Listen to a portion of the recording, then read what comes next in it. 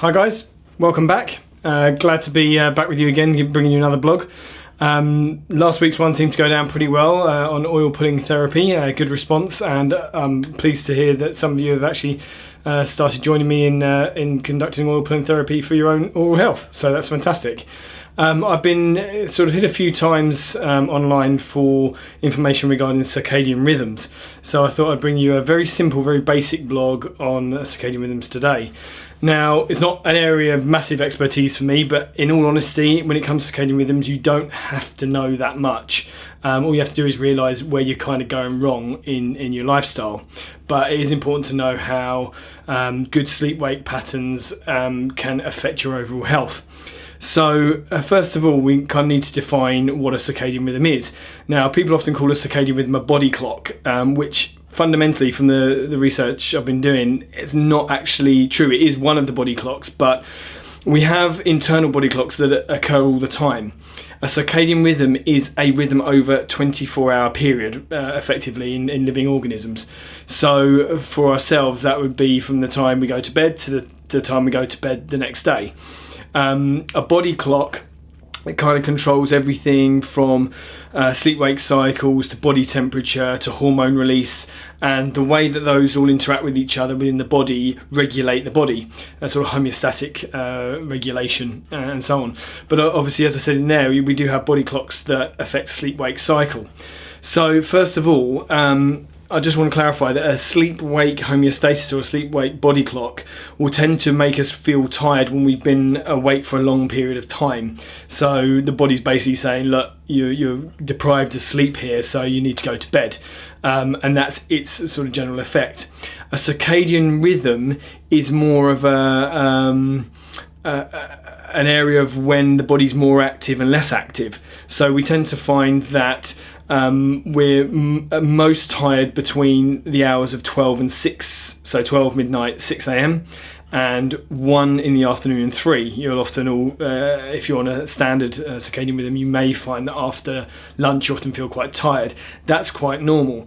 But there are factors that can stop that really affecting you. And if you're sleep deprived, so if you're not going to sleep at the right time, that will hit you harder.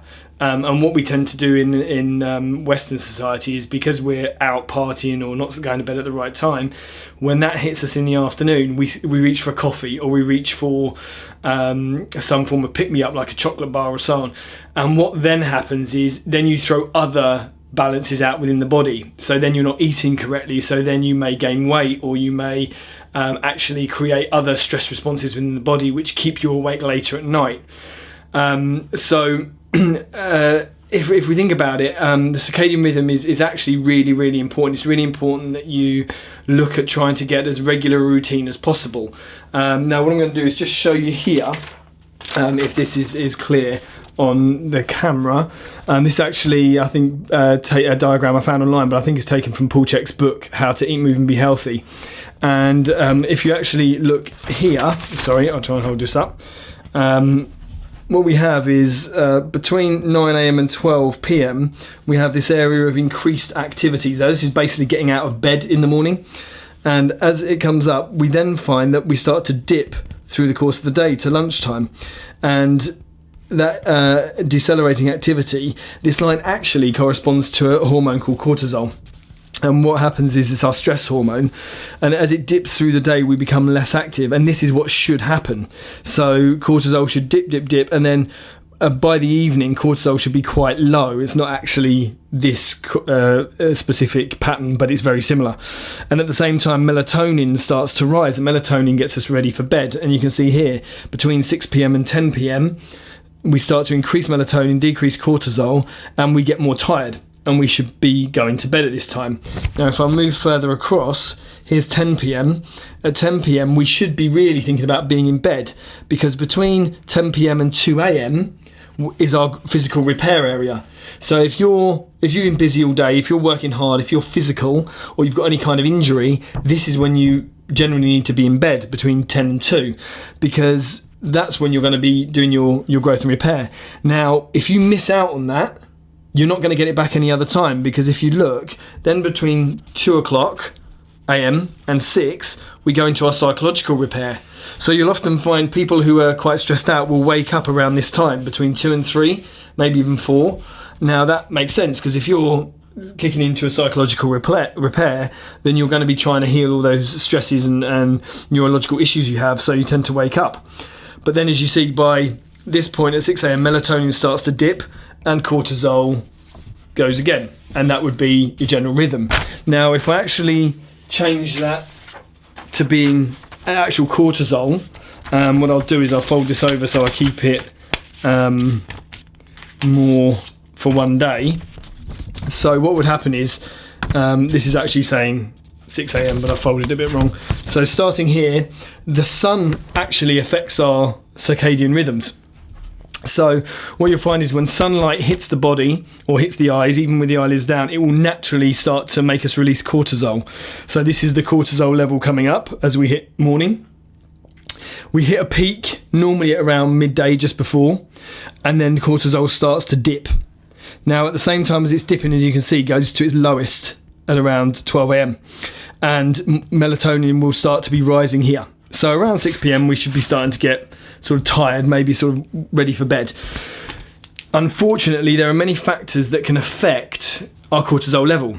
So if you're eating any kind of food that stimulates stress in the body, so chemically laden food, if you're having stimulant kind of food, so high caffeine foods, coffee, tea, etc., in the afternoon, what that will do is, instead of allowing that cortisol to dip, it will make it spike again.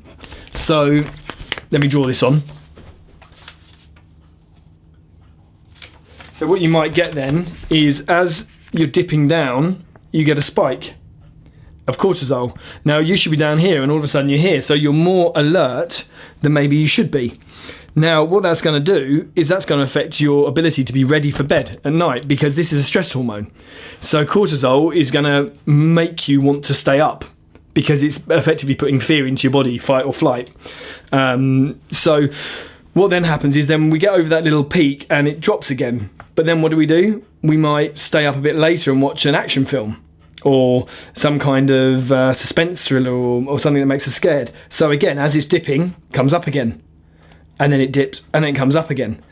And normally what happens is, with most of us, we probably sit in bed watching TV. I don't anymore, but I used to when I was younger.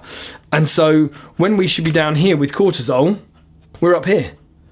Now that's not good, because that's a hormone that's going to keep you awake. So if you're having problems falling asleep, there's a good chance that your behavioural habits in the evening are affecting your circadian rhythms. Now you then get a long-term effect of not having enough sleep. If you don't have enough sleep, you don't heal as well, you fatigue quicker. You'll then affect yourself in the day, if we go back to what I said at the start, when you should be having your little dip here around 1 to 3. Sorry, bring that a bit nearer. When you should be having your dip here about between 1 to 3 in the afternoon, just after lunch, you'll actually even dip more.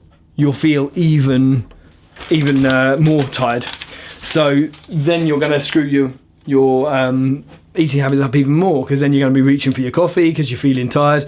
Now, in the long run, correcting a sleeping pattern or I should say a circadian rhythm, is possible, but you have to slowly do it. So I think the best way to do it, and the way I sort of did it for myself and how a number of my clients will affect theirs, is I would say probably go maybe 10-15 minutes per night over the course of maybe a month, 2-3 months even, and just go back 10 minutes, try and go to bed 10 minutes earlier, and then a week later try and go another 15, and you'll soon find, probably within the space of a couple of months, you'll be, instead of going to bed at 12, going to bed at 10:30 or 11, and actually feeling much better for it as well. So it is something that I consider really important, especially if you're looking at training, if you're wanting to lose weight, if you're wanting to calm your stress levels. If you do have issues with that, you can always think of doing meditation, some form of qigong, or yoga meditation, just to chill you out, maybe sort of 20 minutes before you go to bed. Obviously this takes some organisation, so you may have to look at your ability to organise your evening. And obviously, if you've got a partner or a family, then that can take a little bit more, should we say, organisation, because you need to have a partner who's on board, but also it would be good for your partner. And if you've got kids, depending on how old they are, maybe they'll be in bed already, so it can be a bit easier. But if they're a bit older, and this is where I get onto teens, much harder with teens. The reason why is because naturally it's recently been sort of suggested that as children and adults, we tend to have that going to bed at 10 o'clock circadian rhythm. For the majority, not everyone, the majority will go to bed then, but some will actually be healthier going to bed maybe an hour or two later. But that's a slight variation. Teenagers naturally, as they go into their teens, shift their circadian rhythms. So you'll find that a teenager will stay awake later and won't start feeling like they want to go to bed till 12 o'clock midnight, which I know I went through when I was in my teens, and you can probably relate yourself. Hence why you tend to find most people out clubbing will be in their teens and early to mid 20s. Now what happens is when we get into adulthood, that shifts back again. So whereas we would normally be in bed between 12 and 10 a.m. in the morning, and you'll probably all remember your parents coming in and shaking you about trying to get you to wake up at 10, 11, saying you were missing the day. No, you were asleep when you needed to be asleep. But as adults, we have to regress that, and we have to take that back to a 10 till 6, 7 sleeping pattern, or 10:30 till 6:30, 7:30, because that's where we should naturally be. So what most people tend to think is, I need to stay up later, I'm not a party animal anymore. No, it's your body trying to get you to go back to where it needs to be. So don't fight it. If you feel tired, don't go out as much. You're going to be healthier for it. You're going to train better. You're going to have more results. You're going to feel healthier. So why fight something that your body's trying to do to help you? This is also sort of where jet lag comes in, because you're crossing time zones, and so your body naturally thinks within its body clocks internally that it's on a certain cycle, and then it's also waiting for the sun to come up, and that all changes. So quite often, the sun can be coming up a bit earlier, and we're expected to still be in bed. So that wakes us up when we don't want to be awake, and likewise, the sun can come up a bit later, and our body's already releasing cortisol, expecting the sun to be coming up. But that gets more into the ins and outs of it. The one thing I would say with sleep-wake cycles and circadian rhythms is really, really important to look at and take seriously, because poor sleeping patterns have been linked to abnormal issues like diabetes, depression. People who are depressed often suffer with issues of not sleeping at the right time. Obesity, for all the reasons we said before. They don't tend to link it to all the reasons we said before, but that is your main reason. If you're screwing up your sleep, then how's your body supposed to know when you want food? How's it supposed to have a routine of when it's ready and readying itself for the food that you're going to ingest, so it can digest it and get the acids released for digestion? The body likes routine. It may not be cool to like routine, but the body likes it. So if you can eat regularly, the body's going to prepare for that food to come down. You're going to digest it better. If you can eat for your metabolic type, you're eating the right things for your body.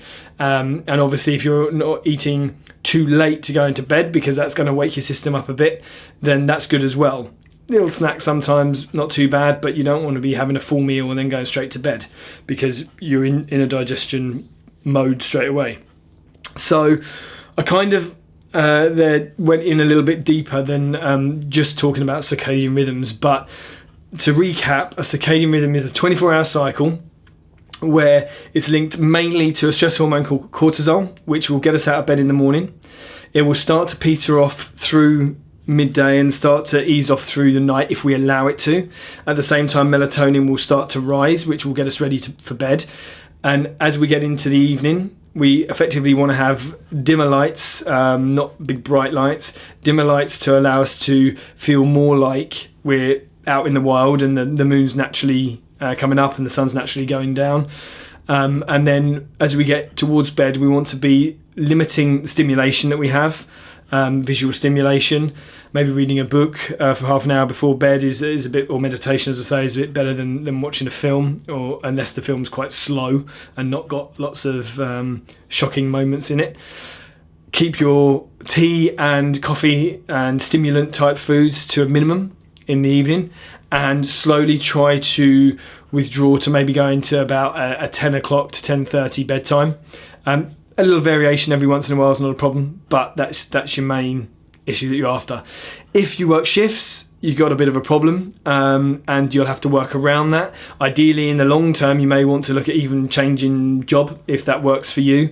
If it doesn't, then you need to have a good regular pattern in the daytime, and you need to look at all your other stresses. You need to make sure that you're eating the right foods, organic, clean foods, that your exercise isn't too intense but is intense enough to give you a nice healthy balance. You want to make sure that you take power naps when you need them. It won't replace your actual good sleeping time, but it will give you some more energy, and it will stop you suffering from sleep deprivation in the middle of the day.